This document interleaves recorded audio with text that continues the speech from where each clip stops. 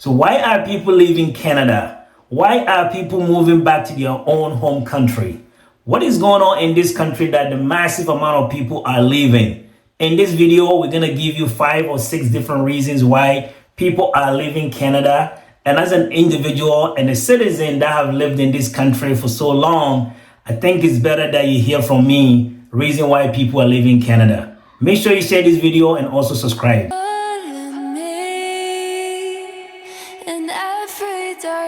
Hello everyone, and once again welcome to Presenting Canada to the World, and it's your boy KB. If you haven't subscribed to the channel, make sure you subscribe today. Today I have a very interesting topic that I would like to discuss with you. And recently I've been watching a lot of YouTube videos, and the theme that I'm seeing is, why are people leaving Canada? Why are people leaving our beloved country, Canada? And I'm going to be taking this opportunity to explain some of the reasons why people are leaving Canada and also address some of these concerns. So make sure you subscribe to the channel and make the channel grow. So number one reason that people cite the most why people are leaving Canada is unrealistic expectation. And recently there's an article by CTV which was conducted by the Canadian Institute of Immigrants, and basically what it talks about was that most people between the ages of 18 to 34 are wanting to leave Canada in the next 2 years. And largely, these individuals came here with a lot of hopes and dreams, trying to find their dream job, buying that house and everything. So these individuals come to the country with a very high expectation of Canada, because largely what they see on YouTube videos or what they have seen in the media. But every society there is a class, and every society there's a poverty, and every society there are improvements that can be made, and Canada is no exception. So if you come to Canada, most people set such a very high expectation. For example, somebody could be a lawyer or a doctor back home, and their expectation is that as soon as they land on Canada, the government is required to give them a specific job that fit their criteria. Somebody could be a VP or a global director somewhere in a company back home, and the expectation is that as long as they land in Canada, they have an equal opportunity like every individual that has also lived in Canada.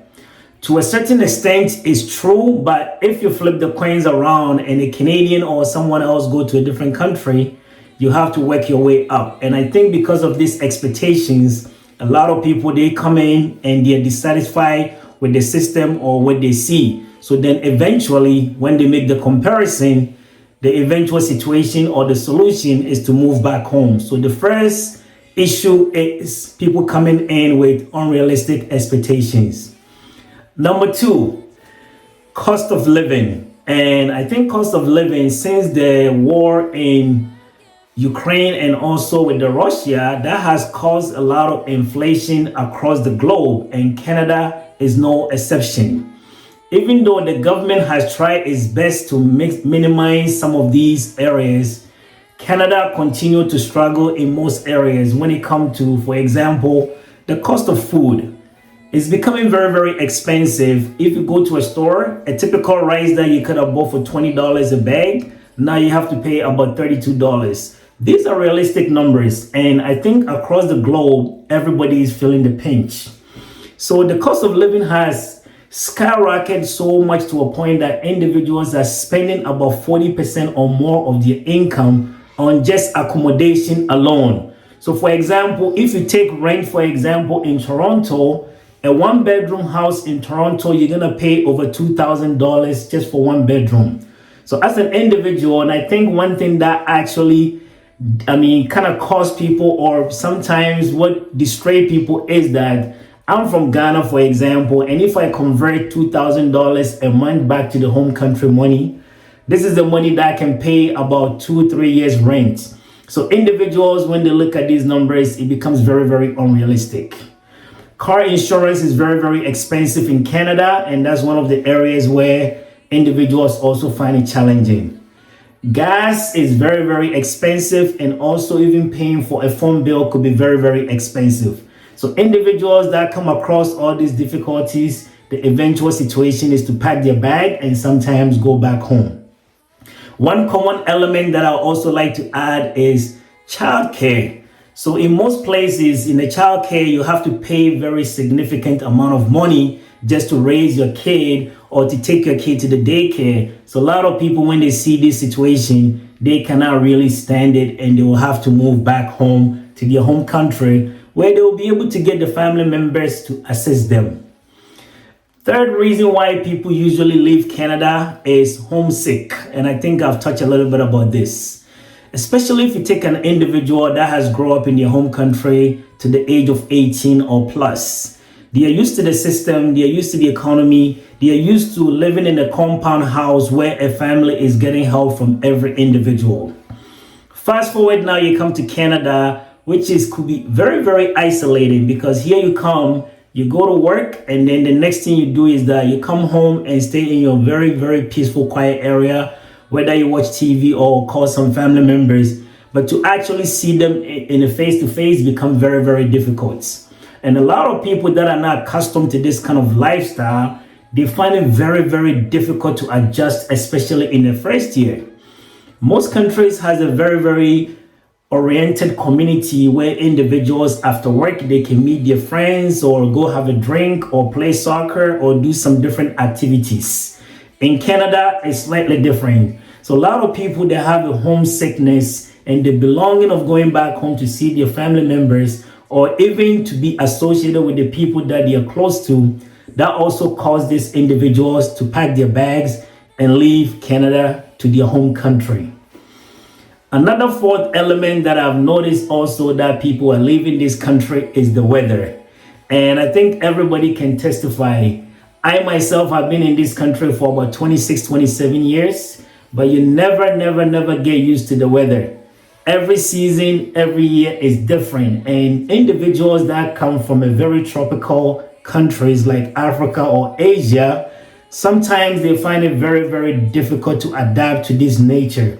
Because one season you have the winter, and the one season you have the spring, one season you have the summer, and also you have the fall. So all this fluctuation in weather can really make it very difficult for individuals to settle in this country, as we see.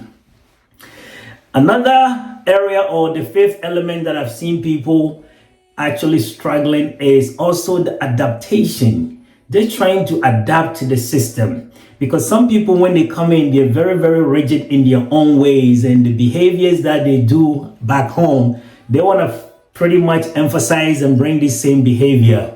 But in Canada, it's slightly different. We also have our own culture here and our own definition of doing things. So certain individuals, for example, if they're a big boss back home, they will be coming to work and they're expecting people to come in and bring their bags to them, bring their coffees to them, call them sir or call them madam, and so forth. So when they come to this country and they see the equality of individuals and everybody being equal, sometimes these individuals cannot accept it. They're still expecting people to be subordinate behind them or below them.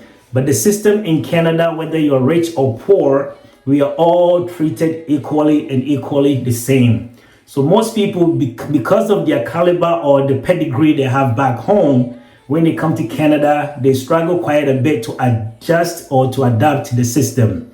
So definitely, I think there's a hope here for individuals that are living in Canada. And there was another article that came out that individuals have actually opted out to become Canadian citizens, but rather they'll rather be a permanent residence where they can be migrating back and migrating forth so that they can enjoy the both lifestyle. So I'm going to be ending the video out here, but for those individuals that would like to know why people are leaving Canada, these are some of the areas and the reasons why people are leaving. Cost of living is very high. People coming with a very high expectation. The weather is very, very cold sometimes, and depending on the season, it can fluctuate. And also people are finding it very, very hard to adapt. So all these elements adds up to individuals coming in and then eventually packing their bags to go back home. Make sure you share this video for other individuals to also benefit. It's your boy KB. If you haven't subscribed, make sure you subscribe to this channel to help it grow. Thank you, and you bring another more video. In every direction, and I dive in the deep.